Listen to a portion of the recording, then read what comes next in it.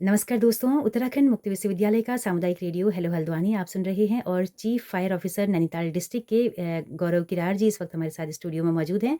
Sir आपका बहुत-बहुत स्वागत है।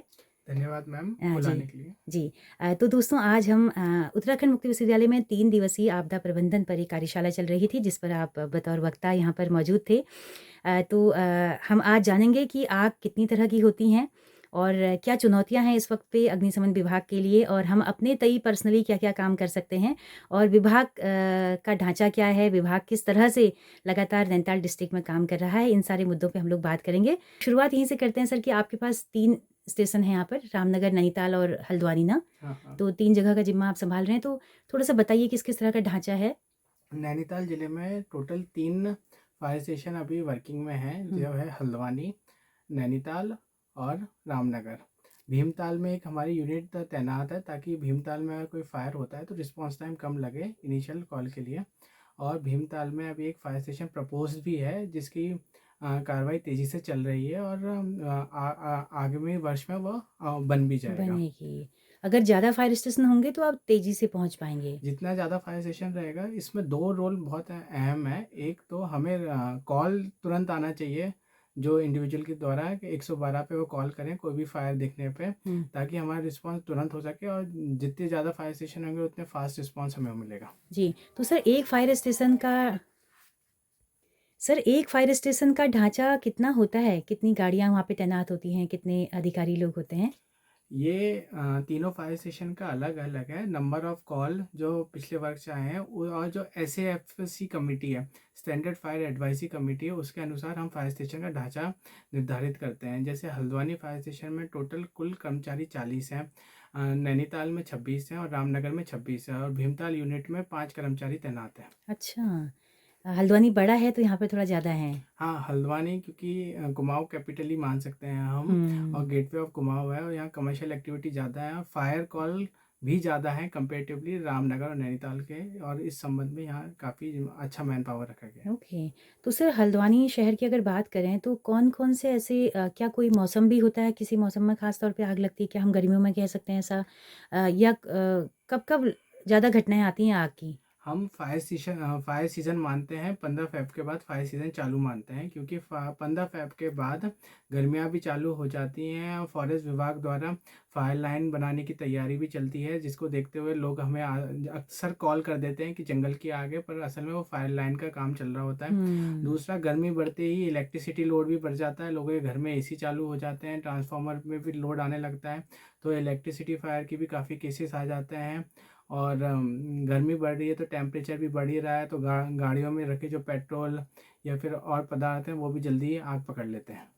ओह! तो गर्मियाँ 15 फरवरी से लगभग शुरू हो जाती हैं और तो सर आपने बताया कि किन-किन हालातों में आग लग सकती है।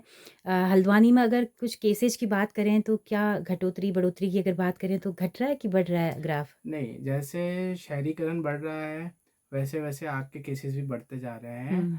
पर आग के केस उतने ही हम कंट्रोल करने पे कोशिश कर रहे हैं। कोई भी अभी इतना बड़ा इंसिडेंट नहीं हुआ है पिछले वर्ष में हुँ। जिसमें किसी की लाइफ लॉस हो, ये सबसे अच्छा अचीवमेंट माना जाएगा। ओके। हाँ, सामान की क्षति तो हुई होगी लेकिन कम से कम लोगों लाइफ की लॉस जान बच गई। लाइफ सर लॉस ऐसे कोई वल्नरेबल इलाके हैं जहाँ पे ज़्यादा आशंकाएँ हैं आग लगने की? चिन्हित आप लोग किए रहते हैं? कोई घनी हाँ, आबादी का हो? हाँ, जैसे आग लगने की जो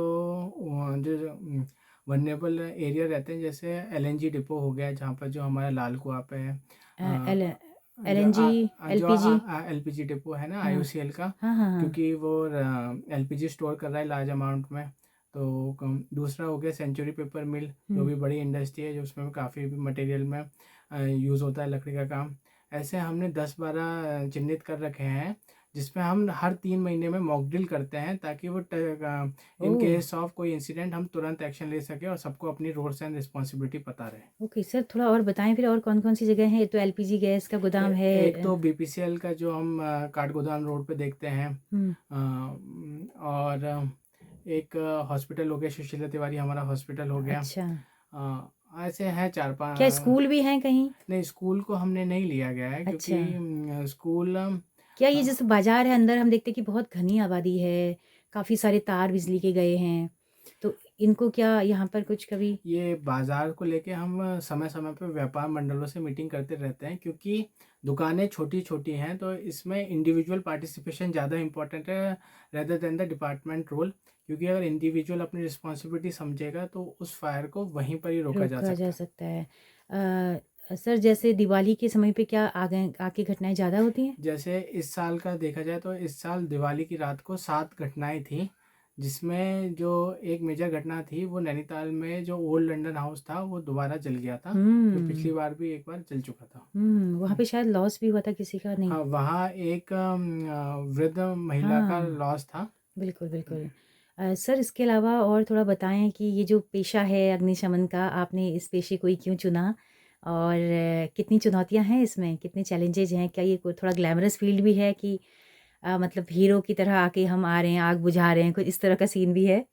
ये एक तरीके से माना जाए तो ये सोसाइटी सर्विस हो गई है, हुँ, और इस पेशे में आपको सोसाइटी को सर्व करने का एटमोस्ट मौका मिलता है, और इसमें आपकी टेक्निकल नॉलेज भी काफ़ी इम्प्रूव होती है। जैसे जैसे शहरीकरण बढ़ रहा है या रसायन स्टोरेज हो रहा है, तो आपकी नॉलेज भी इम्प्रूव हो रही है, और आप एक तरीके से सोसाइटी को बहुत अच्छा कंट्रीब्यूट कर पा रहे हैं टेक्निकली और पीसफुल वे में।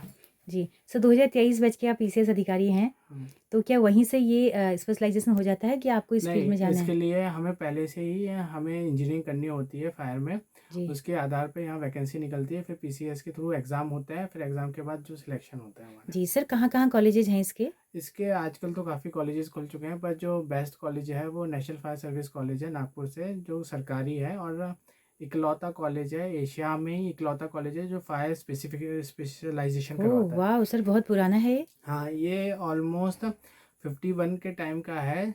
जब वर्ल्ड वॉर टू ख़त्म हुआ था तो ब्रिटिशर्स को लगा कि एक कॉलेज ऐसा होना चाहिए जिसमें फायर का टेक्निकल स्पेसिफिकेशन दिया जाए, तो उसके बाद ये रखा गया। फिर उसके बाद SAPF standard fire advisory committee ने पहले ये कॉलेज को रामपुर में सजेस्ट करा गया जो यूपी में है। फिर मौसम को देखते हुए कि नागपुर उसके लिए अनुकूल माना गया, क्योंकि वहाँ काफ़ी समय गर्मी रहती है। ओह अच्छा, तो सर आप भी यहीं से पढ़े हैं? हाँ, मैं भी यहीं से अच्छा, पढ़ा। अच्छा। तो सर थोड़ा बताइए कि जैसे किसी का कॉल आपको आया, माना आग लग गई कहीं पे, तो हमें क्या करना है? सबसे पहला स्टेप क्या होगा? सबसे पहला तो स्टेप यही रहेगा कि अगर आपके पास अगर आग छोटी है तो अगर फायर एक्सटिंग्विशर आपको चलाना आता है तो आप उसको चला के तुरंत बुझा दीजिए। अगर आपको वो चलाना नहीं आता है तो आपका दूसरा कॉल रहेगा, आप ज़ोर ज़ोर से चिल्लाइए आग आग आग, क्योंकि अगर आसपास वाले लोग रहेंगे वो भी अलर्ट हो जाएंगे, और कोई अंदर होगा तो वो भी एस्केप की तरफ भाग लेगा। फिर दूसरा जो पॉइंट रहेगा कि आपको 112 पे तुरंत सूचना देनी है, तो 112 पे तुरंत सूचना आते ही वो हमें एलोकेट हो जाती है फायर स्टेशन, जिस जो भी नज़दीकी फायर स्टेशन होगा, और हमारी रिस्पांस टाइम 1 मिनट के अंदर हम गाड़ी रवाना कर देते हैं। और तो जब गाड़ियाँ पहले से ही तैयार रहती हैं, गाड़ी हम पानी हाँ, भरी हुई गाड़ियाँ हाँ, गाड़ियाँ और क्या-क्या चीज़ें इस्तेमाल होती हैं सर? जैसे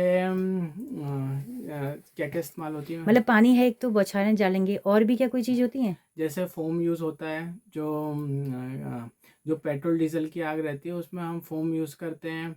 और जैसे वो स्प्रे की फ़ॉर्म में आता है या नहीं, फोम हमारा उस फॉर्म में आता है जो घर में हम डिटर्जेंट डाल के जो फोम बनाते हैं ना, अच्छा, अच्छा झाग जैसा? हाँ, झाग जैसे ही आता है। वो क्या करता है फोम आपका, और जो फ्यूल होगा, अगर हम पानी यूज़ करेंगे तो पेट्रोल डीजल ऊपर आ जाएगा और आग उसके। भड़केगी। हाँ, तो हम फोम इसलिए यूज़ करते हैं कि फोम पेट्रोल डीजल के ऊपर एक लेयर बना लेता है फोम की, जो आपका ऑक्सीजन काट देता है हवा ओह! से, तो ओह! तो आग उससे बुझ जाती है। बुझ जाती है। तो वो फ़ॉर्म किस किस तरह से डालते हैं वो सर? AFFF फोम रहता है, एक्वा फिल फोमिंग फोम। ये हम डालते हैं फोम मेकिंग ब्रांच। ये एक अपने आप में एक अलग डिवाइस होता है। हुँ। उसको उसको फोम उसके वेंचुरीमीटर के साथ उसमें फोम डालते हैं तो ही फोम बनता है, नहीं तो अगर हम वो डिवाइस यूज़ नहीं करेंगे तो सिर्फ पानी ही पानी निकलेगा, चाहे हम उसमें फोम मिला दें। अच्छा उसी पानी से ही वो फ़ॉर्म बनेगा। हाँ, सर पेट्रोल डीज़ल का मतलब कि जैसे किस तरह की आग? पेट्रोल डीजल का मतलब क्लास बी फायर हो गई है। हुँ। जो लिक्विड फ्लेमेबल लिक्विड रहता है उनको क्लास बी फायर में करते हैं, और वो फोम या ड्राई केमिकल पाउडर से ही बुझाया जा सकता है। अच्छा जैसे सर किस कहाँ कह सकते हैं हम जैसे एलपीजी अगर गोदाम में लगती नहीं, है तो अगर वो एलपीजी गोदाम में लगेगी तो क्लास सी फायर में होगी, क्योंकि एलपीजी लिक्विड में वो गैसियस फॉर्म में स्टोर है ओके। एलपीजी। ओके। तो ये जैसे कहाँ लगती हैं ये इस तरह की आग पेट्रोल डीज़ल वाली? जब पेट्रोल डीजल की है, जैसे अभी रिसेंटली लीसा डिपो में आग लगी थी पिछले साल। यहाँ पर लीसा लीसा का डिपो है। लाल कुआँ?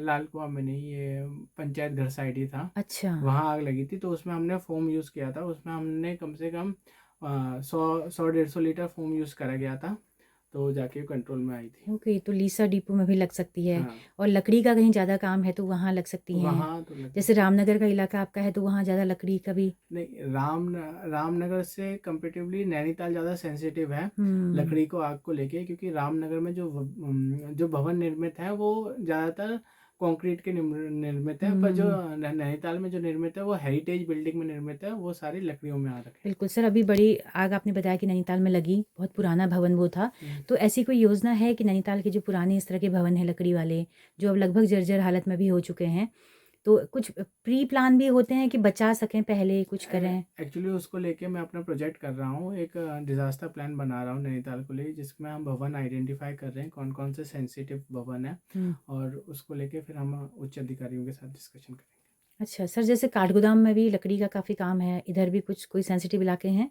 हाँ, हमने पूरे ज़िले के ही जितने भी लकड़ी के भवन थे, उनकी डिटेल ले ली है, पर कंपैरेटिवली हल्द्वानी में जैसे मेरे नॉलेज में है तो 2-3 से ज़्यादा नहीं है, हुँ। पर नैनीताल में काफ़ी हैं जो पुराने हैं, जिसमें जो रेसिडेंशियल भी हैं, होटल्स भी हैं हुँ, और हुँ। कमर्शियल एक्टिविटीज़ भी हो रही हैं, तीनों ओके, हो रहा है। ओके। सर आग कितनी तरह की होती है? थोड़ा-सा ये शुरुआत में पूछना चाहिए था। आग बेसिकली 4 तरह की होती है। क्लास ए फायर जो सॉलिड फायर होती है, जैसे लकड़ी, पेपर, इनकी फायर को क्लास ए फायर बोलते हैं। Class B fire liquid fire होती है, जैसे पेट्रोल, डीजल, लीसा हमारा। हुँ। Class C fire gas fire होती है, एलपीजी, नेचुरल गैस या एसिटिलीन, ये सब क्लास सी फायर। और क्लास डी फायर होती है स्पेशल मेटल फायर, जैसे मैग्नीशियम में आग लग गई है, जिंक में आग लग गई है, ये स्पेशल फायर होती है।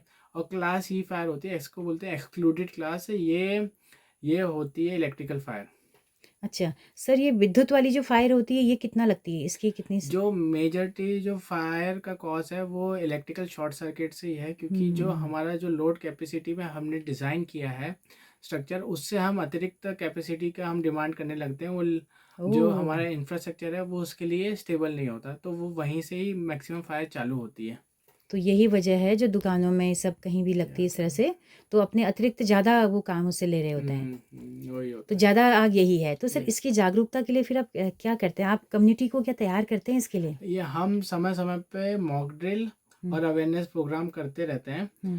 पर इसमें इंडिविजुअल पार्टिसिपेशन ज़्यादा इम्पोर्टेंट है कंपेरेटिवली डिपार्टमेंट पार्टिसिपेशन। डिपार्टमेंट तो हमेशा आपके लिए खड़ा ही खड़ा है, पर जो एक इंडिविजुअल रिस्पॉन्सिबिलिटी है वो भी आदमी सीरियसली ले, वो ज़्यादा इम्पोर्टेंट। जी। सर जैसे स्कूल एक बड़ा माध्यम हो सकते हैं जहाँ आप अवेयरनेस दें, तो ये है इस तरह का कि स्कूलों में जाके हम लोग बात करें? हम ऑलमोस्ट ये हमारा भी मुख्यालय समय समय पे इस चीज़ की मॉनिटरिंग करता रहता है कि स्कूल में और हॉस्पिटल्स में फोकस में रख के ज़्यादा से ज़्यादा मॉक ड्रिल हो और ज़्यादा से ज़्यादा जन जागरूकता अभियान हो, और लोगों को सेंसिटाइज करा जाए आग को लेके और क्या करना है आग को लेके।